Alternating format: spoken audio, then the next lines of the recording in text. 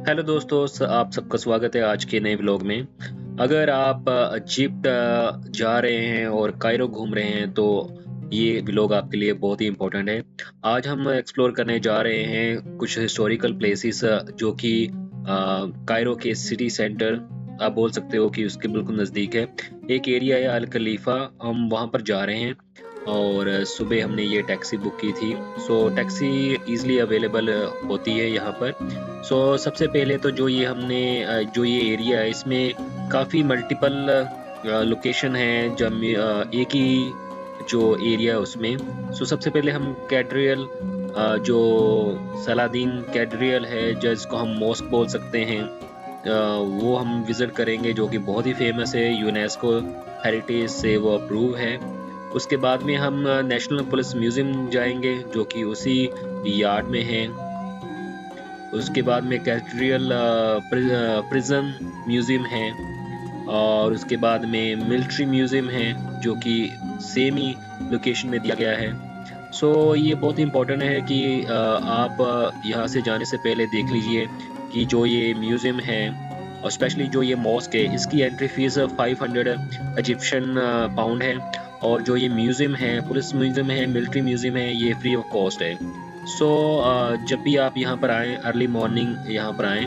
सो अगर हम मॉस्क के बारे में बात करते हैं, तो ये जो सलाउद्दीन मॉस्क है इसका नाम, और ये जो मॉस्क है जो इनके रूलर थे 11th सेंचुरी में सलाउद्दीन अय्यूबी, वो तुर्की सॉरी सीरियन और प्लस इजिप्ट के रूलर थे जिन्होंने इसकी कंस्ट्रक्शन 11th सेंचुरी में कराई। उसके बाद में 13 और 19th सेंचुरी में इसमें मॉडिफिकेशन होती रही।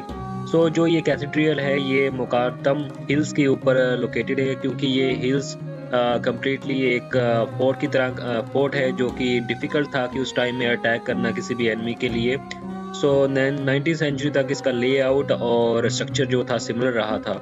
और इसके बाद में अगर आप इसके कोर्टयार्ड में जाते हो, आपको इसका जो पुराना डिज़ाइन है या अंदर के जो शैलेंडियर है और इनकी जो बनावट है, ये कुर्दिस्तान जो तुर्क है उस टाइम के उनका डिज़ाइन आपको यहाँ पर मिलेगा। ये बहुत ही खूबसूरत मॉस्क है और इसका जो ये डिज़ाइन है ये प्रॉपरली जो उस टाइम के आर्टिस्ट थे उन्होंने तैयार किया हुआ था।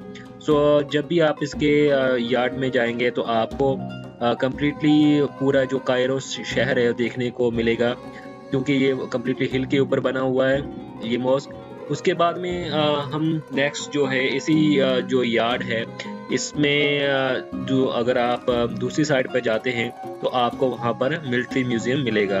मिलिट्री म्यूज़ियम भी एक बहुत ही इम्पोर्टेंट और एक हिस्ट्री रिलेटेड पार्ट्स है इजिप्शियन का। जो ये मिलिट्री म्यूज़ियम है ये इस्टेब्लिश 1937 में किया गया डाउनटाउन कायरो में। ये इसी यार्ड में आता है जहाँ पर ये अपना कैथेड्रल बना हुआ है। उसके बाद में इसको 1982, 1993 और 2011 में भी रिन्यूड किया गया था। इसका जो म्यूज़ियम है इसमें बहुत सारे एंटिक्स और जो चीज़ें हैं मिलिट्री रिलेटेड वो रखी गई हैं।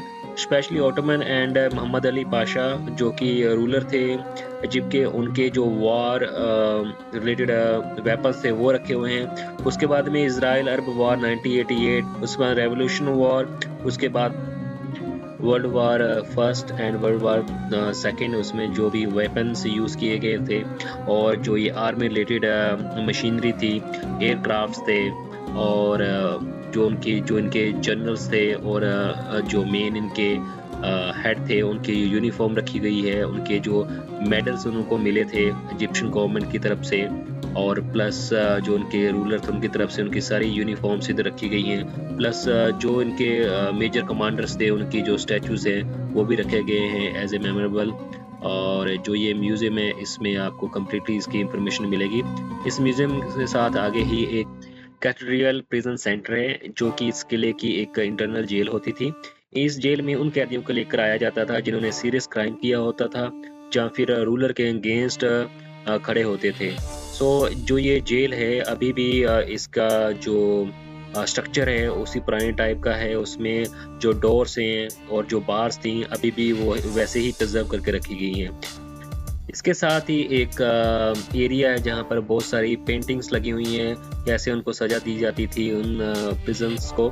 सो अगर हम इस प्रिजन के यार्ड से बाहर आते हैं तो एक एरिया है जो कि टॉप ऑफ द हिल एक व्यू देता है कायरो सिटी का, जहाँ जब भी आप इस एरिया में आते हो तो आपको एक बहुत ही बेस्ट व्यू मिलता है सिटी का, जिसमें आपको पूरा कायरो सिटी दिखता है।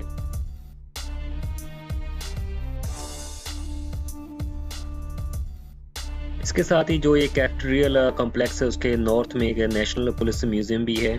सो इस जो ये नेशनल पुलिस म्यूजियम है इसमें इसकी एंट्री की कोई कॉस्ट नहीं है, आप फ्री ऑफ कॉस्ट इस म्यूजियम को विजिट कर सकते हैं। सो इस म्यूजियम का जो मेन पर्पस है जो रिप्रेजेंट करना इनकी जो पुलिस थी, उन्होंने कैसे स्ट्रगल किया during the war against British, जो उसके बाद में इनको 1952 में आज़ादी मिली।